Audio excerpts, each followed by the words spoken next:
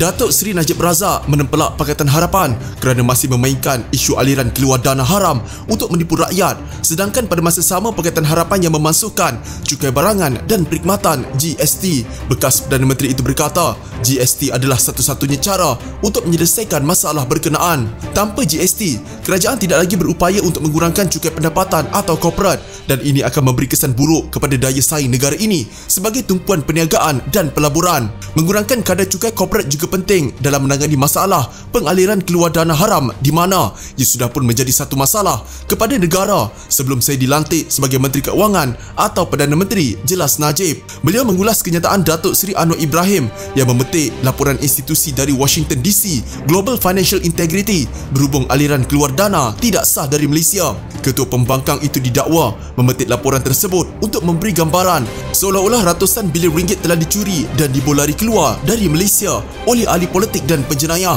Ianya adalah sangat ironi bahawa Pakatan Harapan yang memainkan isu aliran keluar dana haram ini untuk menipu rakyat, tapi Pakatan Harapan juga yang memansuhkan satu-satunya cara untuk menyelesaikan masalah ini.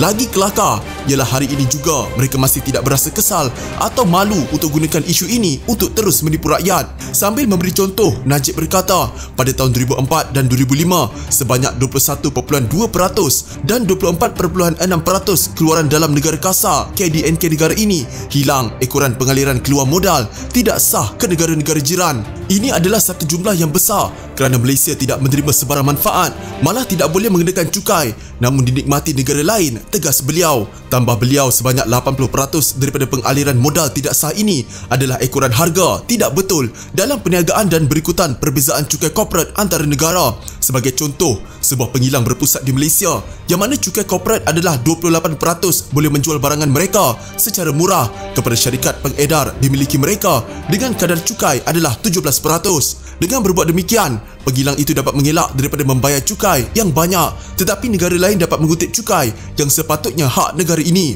Berikutan pemantauan yang lebih ketat dan pengurangan secara berperingkat cukai korporat ketika saya menjadi Perdana Menteri, pengaliran keluar modal tidak sah ini telah berkurangan sebanyak 10.5% daripada KDNK bagi angka terakhir yang diperolehi bagi 2014 ataupun 35.5 bilion American dollar bersamaan 143.8 bilion ringgit pada tahun itu, di mana ia adalah satu penurunan yang besar berbanding 25.6% sebelum ini.